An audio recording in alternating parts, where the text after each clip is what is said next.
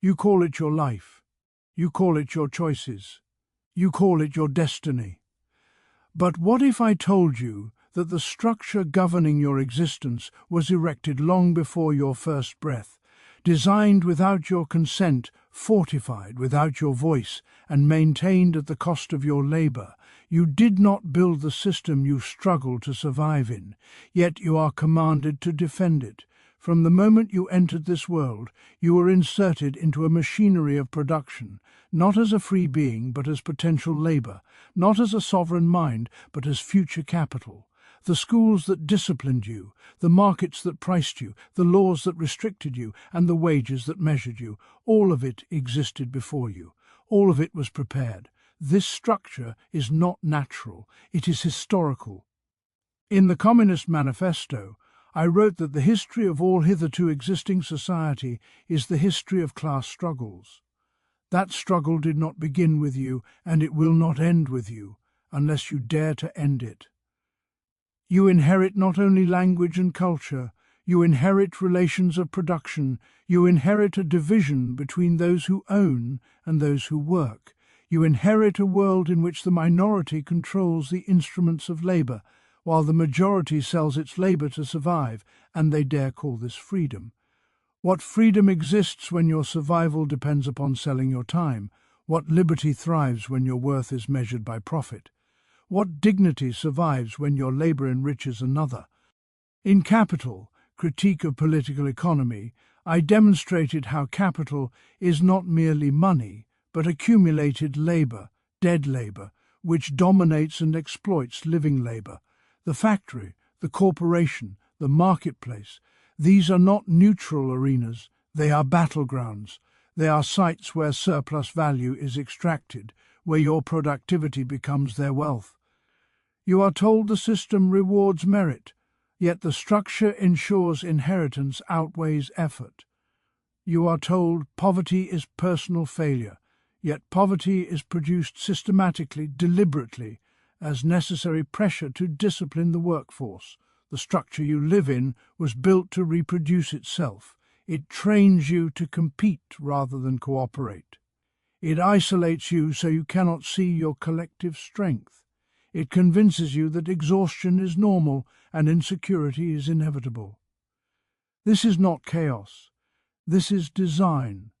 The ruling class does not merely own factories and banks. It owns ideology. It shapes consciousness. In every era, the dominant ideas are the ideas of the dominant class.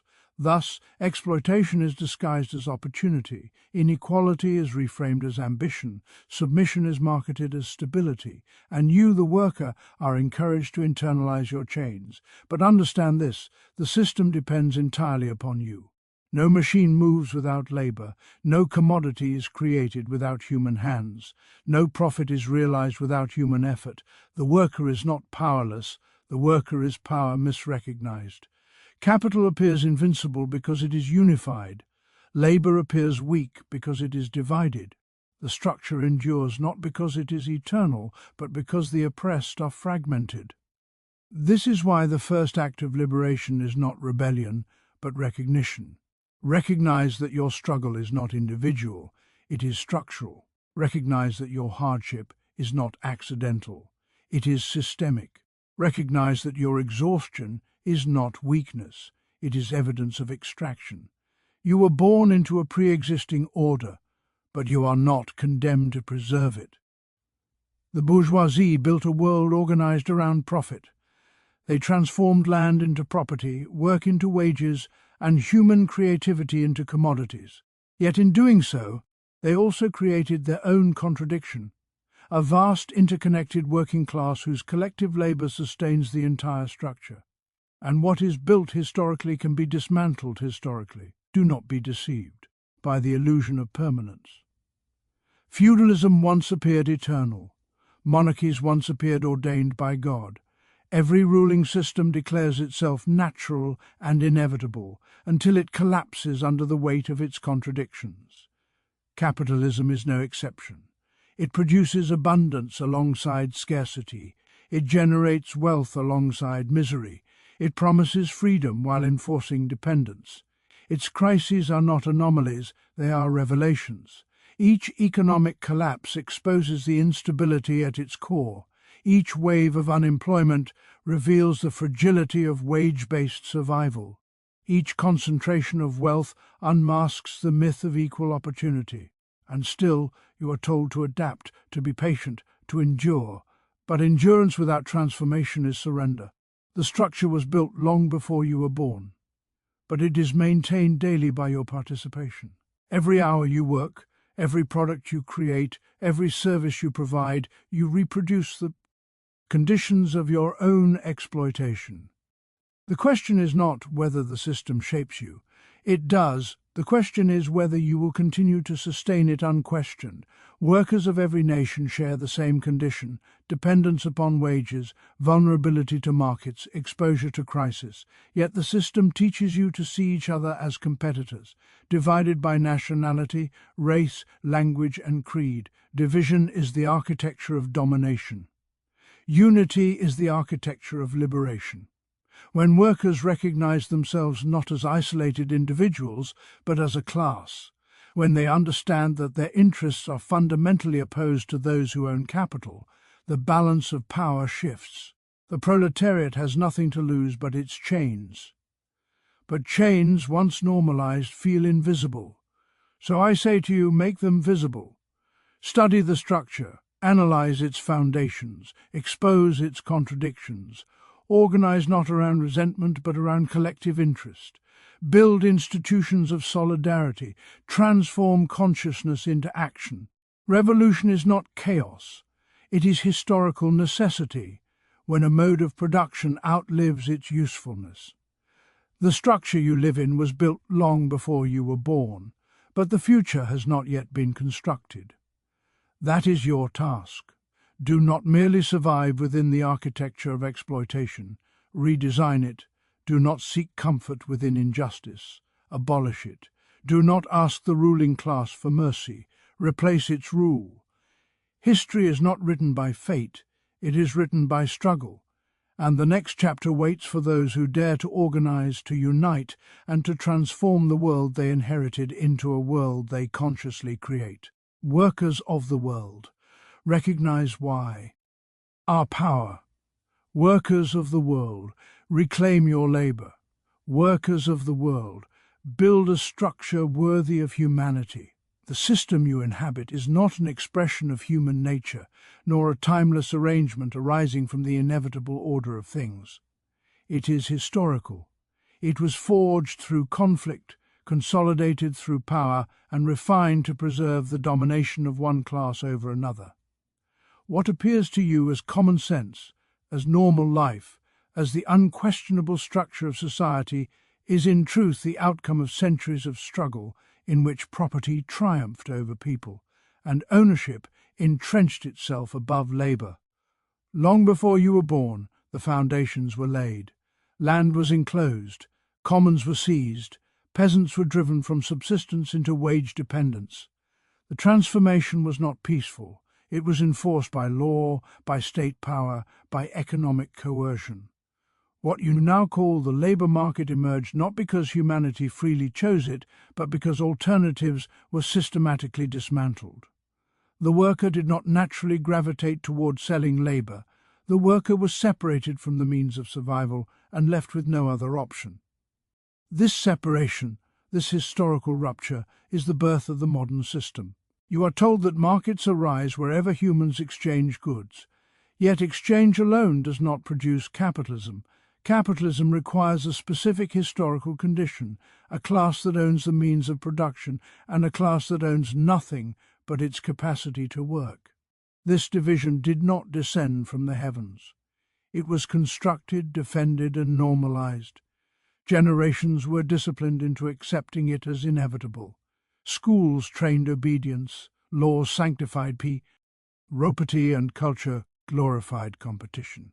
Over time, what was imposed came to be perceived as natural. The system persists not merely through economic arrangements, but through ideas. The dominant class does not rule by force alone, it rules by shaping consciousness. When inequality is explained as merit, when poverty is framed as failure, when wealth is equated with virtue, domination becomes invisible. You are encouraged to believe that outcomes reflect personal effort rather than structural position. In this way, the historical origins of exploitation are obscured, replaced by narratives of individual responsibility. Consider how deeply this logic penetrates daily life. You wake not because your body demands labor, but because wages demand your time. You measure success not by fulfillment, but by income.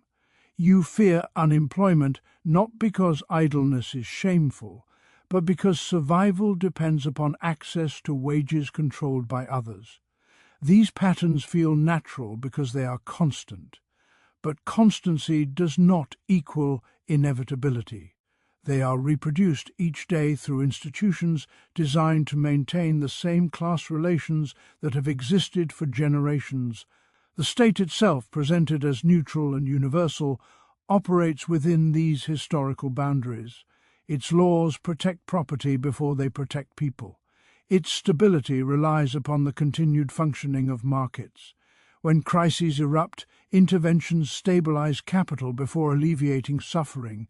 This is not coincidence. It reflects the structural alignment between political power and economic ownership.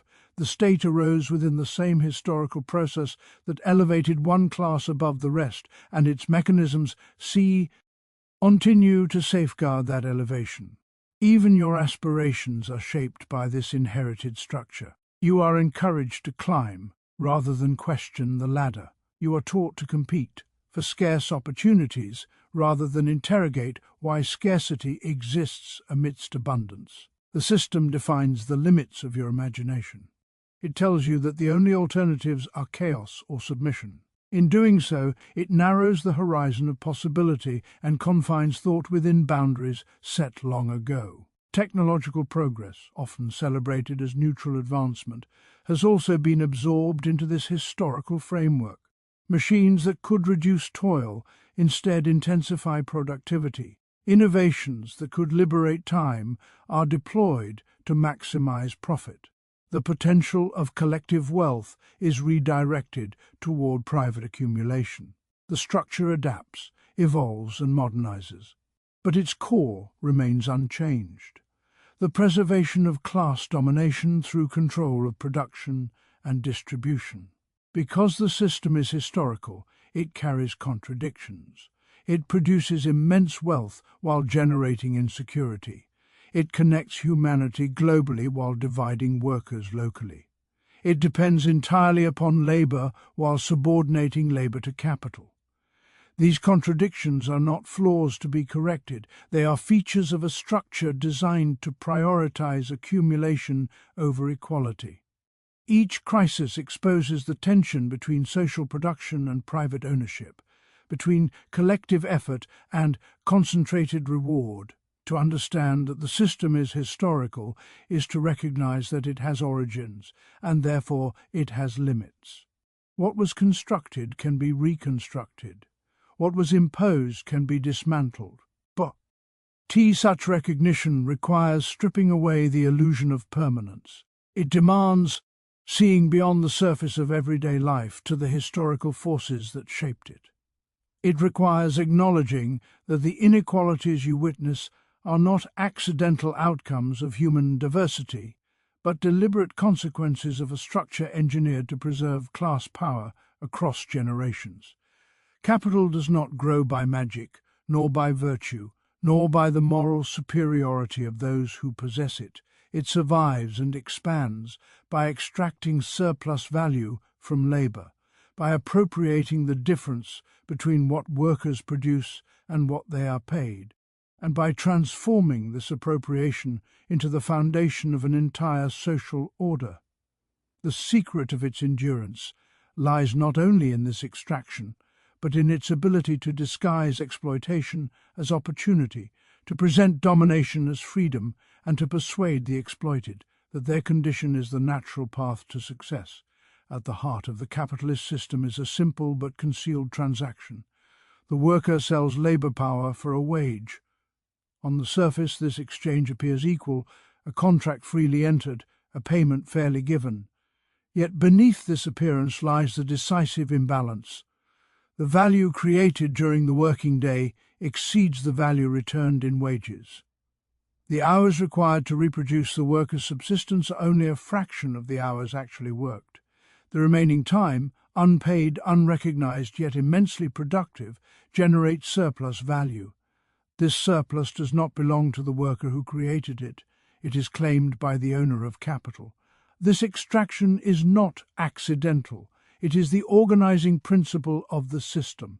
Factories, offices, platforms and corporations are structured to maximize the difference between wages paid and value produced. Efficiency, innovation, and discipline are celebrated not because they liberate labor, but because they intensify surplus extraction. Productivity increases rarely translate into proportional reductions in working time or expansions of collective leisure. Instead, they enlarge profit margins, strengthen competitive advantage, and consolidate ownership. Yet capital does not openly declare this reality. It cannot. Its stability depends upon the belief that wages reflect full compensation, that markets reward contribution fairly, and that success is the outcome of talent and effort. The language of opportunity obscures the mechanism of exploitation. Workers are told they are entrepreneurs of themselves, investors in their own human capital, free agents navigating a landscape of possibility. The wage relationship is reframed as partnership. Subordination is renamed flexibility. Precarity is marketed as independence. Consider how deeply this narrative penetrates modern life. A worker accepts long hours in the hope of promotion. Another tolerates instability, believing it to be the price of ambition. A third internalizes failure as personal inadequacy rather than structural constraint. In each case, exploitation is not experienced as theft, but as a temporary stage on the road to advancement. The promise of upward mobility becomes the ideological shield protecting the extraction of surplus value. Competition further reinforces this disguise. Workers compete for jobs, for raises, for recognition, for survival itself. This competition fragments solidarity and redirects intent. Ion away from the common source of exploitation. Instead of questioning why surplus flows upward, individuals struggle against one another for marginal gains within the system. The few who rise are showcased as proof of fairness, while the many who remain stagnant are encouraged to blame themselves. Capital also appropriates risk without bearing its consequences. When markets expand, profits are privatized. When crises erupt, losses are socialized through austerity, unemployment, and public bailouts. Workers absorb insecurity as a condition of life, while capital restructures and resumes accumulation.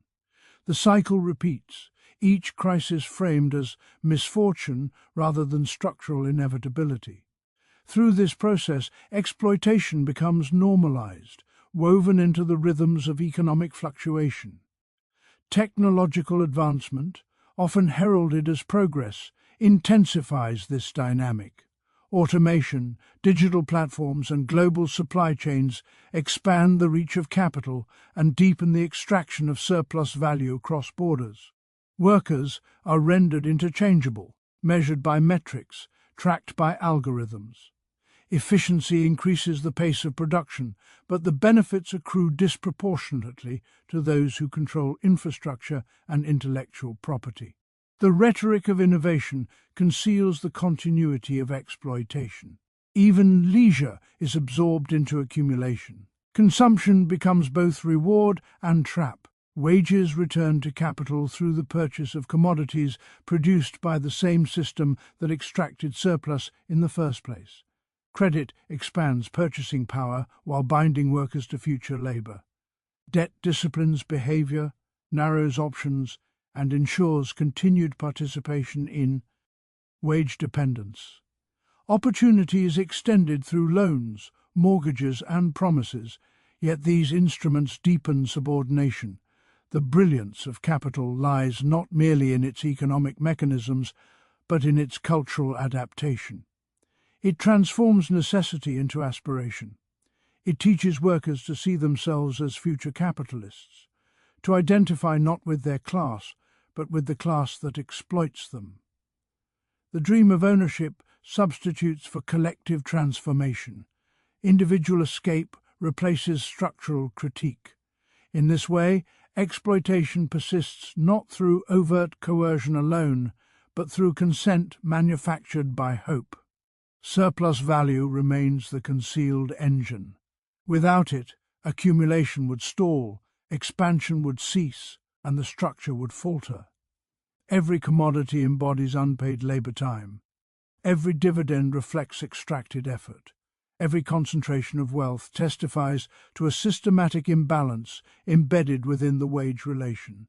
The appearance of fairness depends upon obscuring this imbalance, upon presenting exploitation as the fair outcome of voluntary exchange.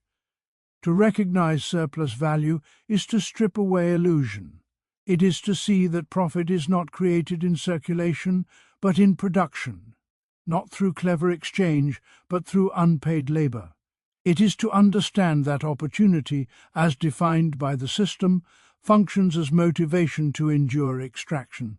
The worker is encouraged to strive, to improve, to compete, all within boundaries that preserve the upward flow of value. Capital survives because it convinces labor that participation in its own exploitation is the pathway to advancement.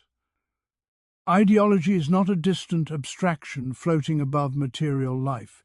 It is the invisible architecture shaping how workers interpret their condition. It conditions them to accept inequality as inevitable and competition as normal, embedding these assumptions so deeply into consciousness that they appear as common sense rather than as historical constructs. Through ideology, domination becomes reasonable, hierarchy becomes justified, and exploitation becomes tolerable. From childhood, individuals are introduced to narratives that equate success with personal merit and failure with personal deficiency.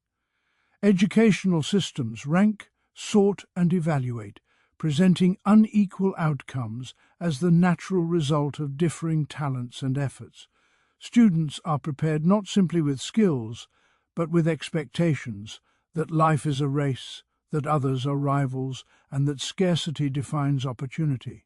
Cooperation is praised rhetorically, yet advancement is structured through comparison and competition. By the time workers enter the labor market, they have internalized the logic that inequality reflects meritocratic sorting rather than structural design. The workplace reinforces this conditioning. Performance metrics, promotions, bonuses, and evaluations pit workers against one another in subtle and overt ways. Instead of recognizing shared interests, employees are encouraged to differentiate themselves, to outperform colleagues, to secure individual advancement. This competition fragments solidarity and directs attention away from collective bargaining power. When wages stagnate or workloads intensify, workers often blame themselves or their peers, rather than the structural mechanisms extracting surplus value. Ideology ensures that systemic issues are interpreted as perso. Now challenges. Mass media and cultural narratives deepen this normalization. Stories of extraordinary success dominate popular imagination. The entrepreneur who rises from obscurity to wealth becomes a symbol of possibility, obscuring the statistical rarity of such ascent. Wealth is associated with innovation, intelligence, and virtue. Poverty is framed as lack of discipline or ambition. These portrayals obscure structural barriers and historical inequalities. They transform class divisions into moral hierarchies, persuading workers that inequality reflects deserved outcomes rather than entrenched power. Even language participates in this conditioning. Terms like job creators, self-made, and unskilled carry ideological weight. They imply that capital generates employment independently of labor, that wealth is produced through individual genius rather than collective effort, and that certain forms of work lack value despite being socially essential. Through such language, inequality is presented as functional and rational. The concentration of wealth appears as the reward for contribution, while the precarity of workers appears as the cost of insufficient productivity. Religion, tradition, and national identity can also intertwine with economic ideology. Narratives of destiny, divine order, or patriotic duty encourage acceptance of existing hierarchies. Workers are urged to endure hardship for the sake of stability or collective pride, even when that stability primarily benefits elites. Sacrifice becomes virtue. Questioning authority becomes disloyalty. Ideology thus binds economic submission to moral identity, making resistance seem not only impractical but impar. Opa. Consumer culture further entrenches acceptance. Access to commodities is presented as evidence of freedom and progress. Even as inequality widens, the availability of goods creates an illusion of inclusion. Workers measure well-being by consumption rather than by control over production. The pursuit of lifestyle becomes a substitute for structural transformation. Advertising promises fulfillment through acquisition, reinforcing the belief that individual purchasing power rather than collective ownership defines liberation. Digital platforms amplify competitive norms. Social media showcases curated success, intensifying comparison and fostering anxiety about status. Gig economy rhetoric celebrates flexibility and independence, masking insecurity and lack of protections. Rating systems and algorithmic management quantify performance, turning human labor into data points ranked against others. Ideology adapts to technological shifts, preserving its core message: compete relentlessly, accept inequality, and interpret systemic outcomes as personal destiny. The normalization of inequality also relies on presenting alternatives as unrealistic or dangerous. Collective ownership is portrayed as inefficient, cooperation as naive, redistribution as punitive. Historical experiments and social transformation are reduced to caricatures, stripped of nuance and invoked as warnings. Through selective memory, ideology narrows imagination. Workers are led to believe that existing arrangements, despite their flaws, represent the only viable framework for modern society. Fear plays a significant role. The threat of unemployment disciplines behavior, discouraging dissent and reinforcing conformity. Workers internalize the necessity of compliance because survival depends upon it. Ideology translates this necessity into virtue, praising resilience and adaptability while obscuring the coercive backdrop. Endurance becomes a badge of honor rather than a symptom of structural imbalance. In this way, ideology does not merely justify inequality after the fact, it prepares individuals to accept it in advance. It shapes expectations, aspirations, and interpretations. It persuades workers that competition is natural because humans are inherently self-interested, that hierarchy is unavoidable because abilities differ, and that wealth concentration reflects efficiency rather than exploitation. By embedding these assumptions into daily life, ideology transforms historically constructed relations into perceived inevitabilities, securing the stability of class domination through consent as much as through coercion. Division among the working class is not an accidental byproduct of social complexity.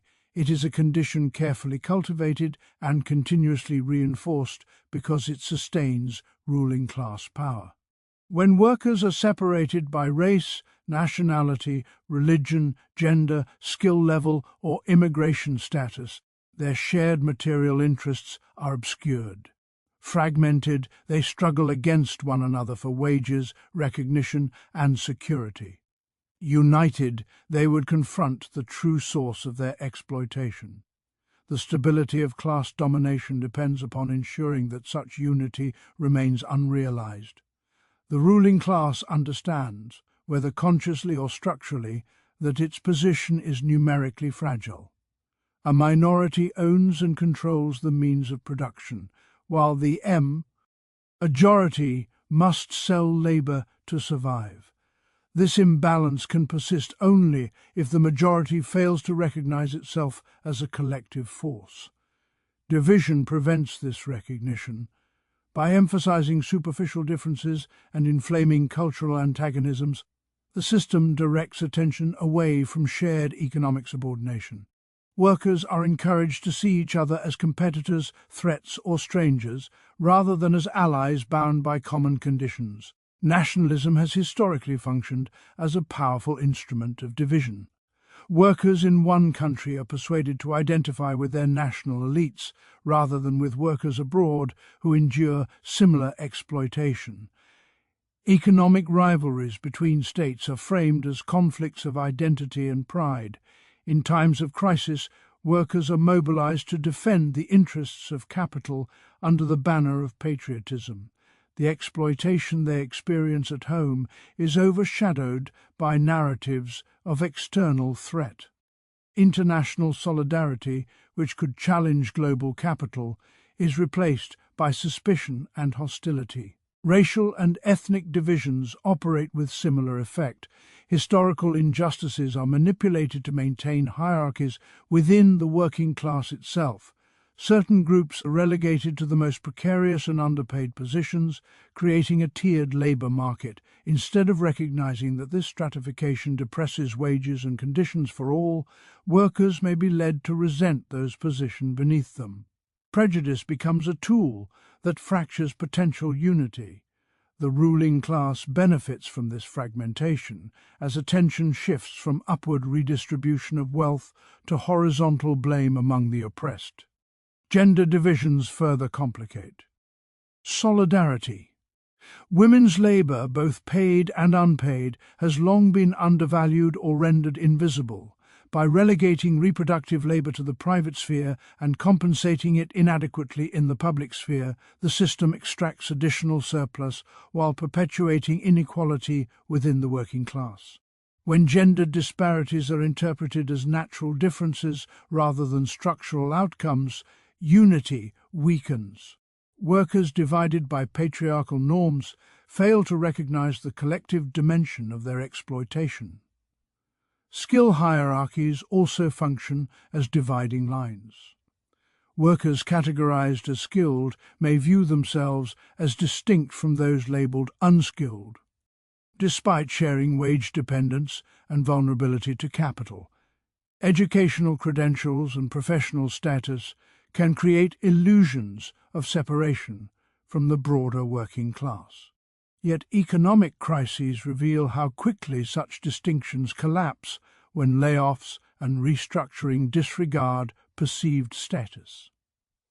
The hierarchy of skills fragments solidarity, encouraging some workers to identify with management rather than with labor as a whole. Immigration status introduces another fault line.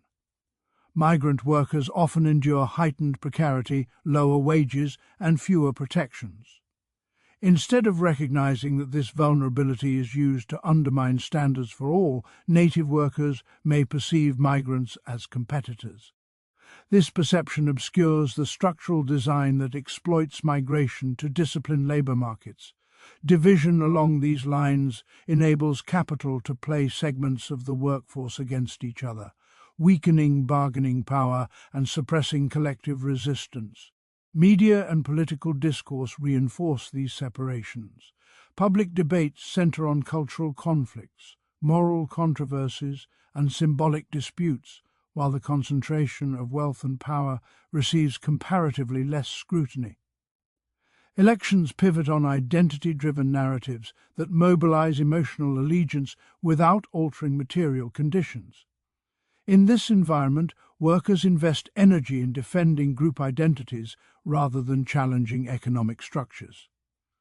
The ruling class maintains its position as long as the working class remains preoccupied with internal antagonisms. Competition in the labor market intensifies these divisions. Scarcity of secure employment encourages workers to undercut one another. WAG. Negotiations become individual battles rather than collective demands. The fear of replacement discourages dissent and weakens solidarity. In such conditions, unity appears risky, even irrational, because survival feels tied to individual advantage. Capital thrives when workers internalize this logic.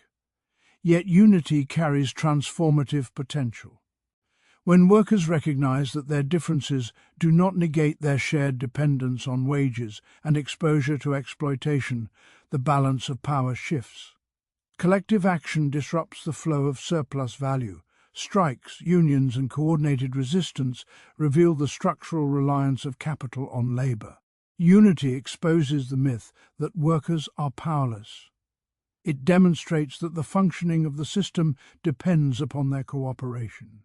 For this reason, efforts to build solidarity often encounter resistance from entrenched interests. Legal restrictions, surveillance, propaganda, and coercion are deployed to prevent collective organization. The fear is not of isolated protest, but of coordinated withdrawal of labor. Unity threatens because it challenges the foundational asymmetry between ownership and work.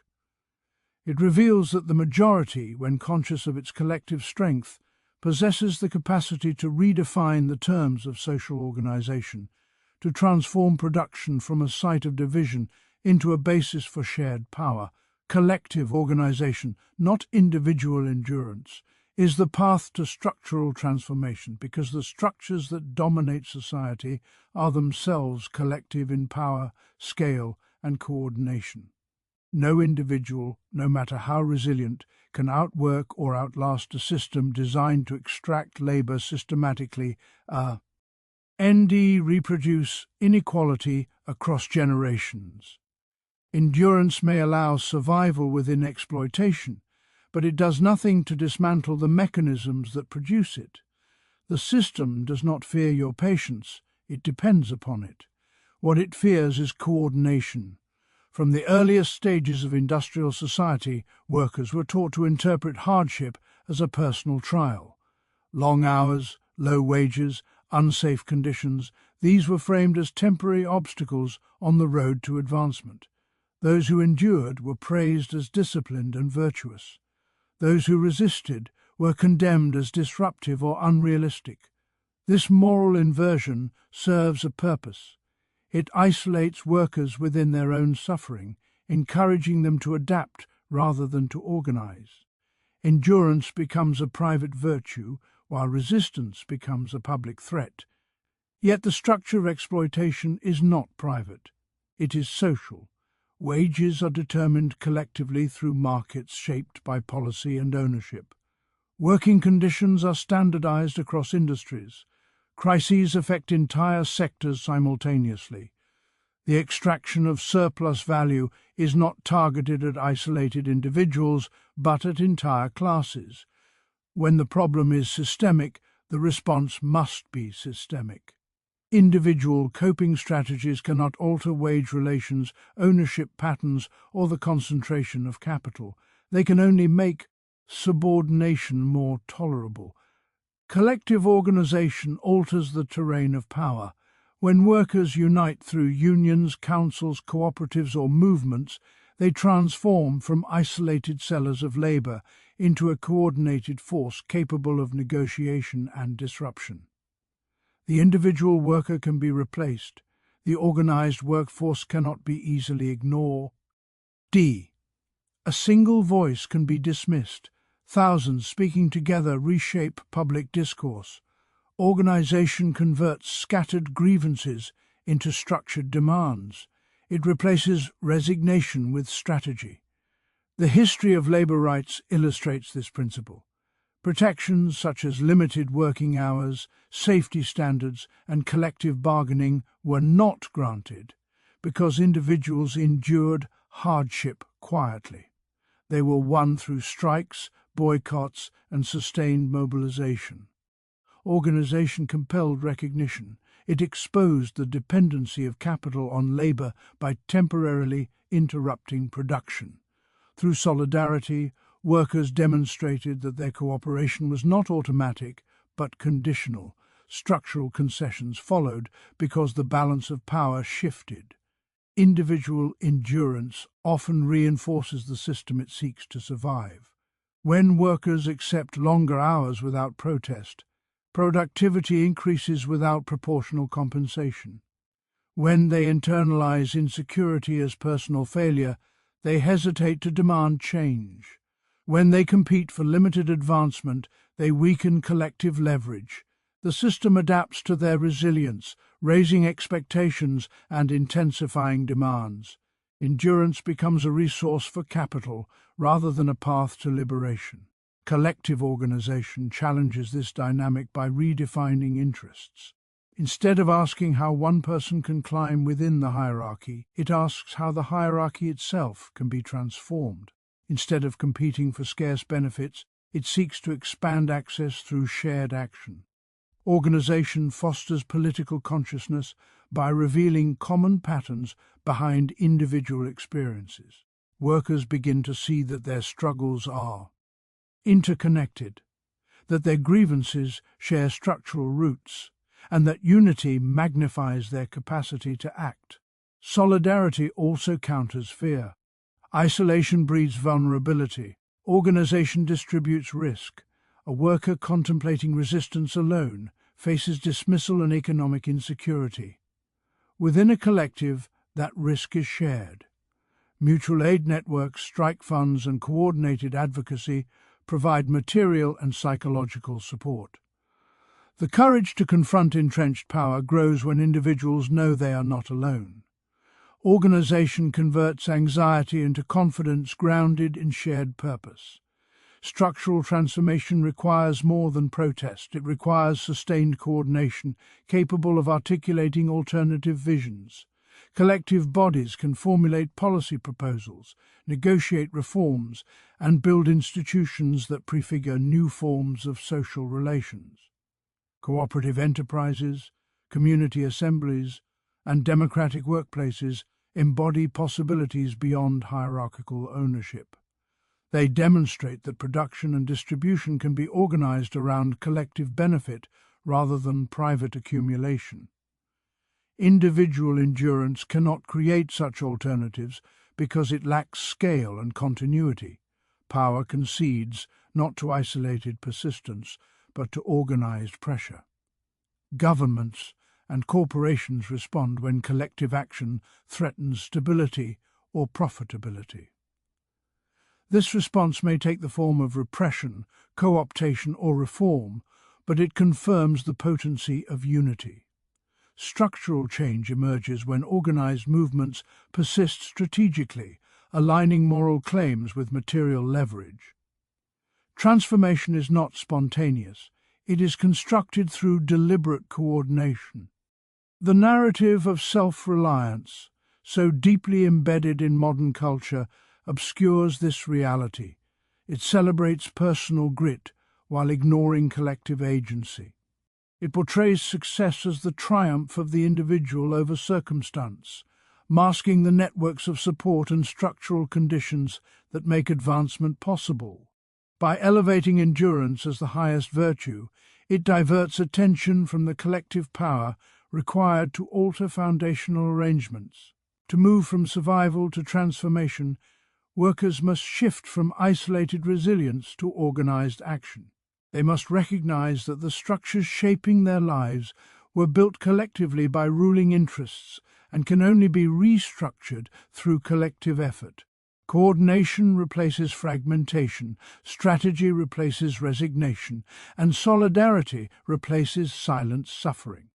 Structural transformation arises when endurance is no longer the endpoint, but the starting point for organized collective struggle. The structure you live in was built long before you were born, but it is not immortal. It survives because it is reproduced daily through labor, obedience, division, and belief. It survives because exploitation is masked as opportunity, because inequality is explained as destiny, because competition fractures solidarity, and because endurance is praised more than organization.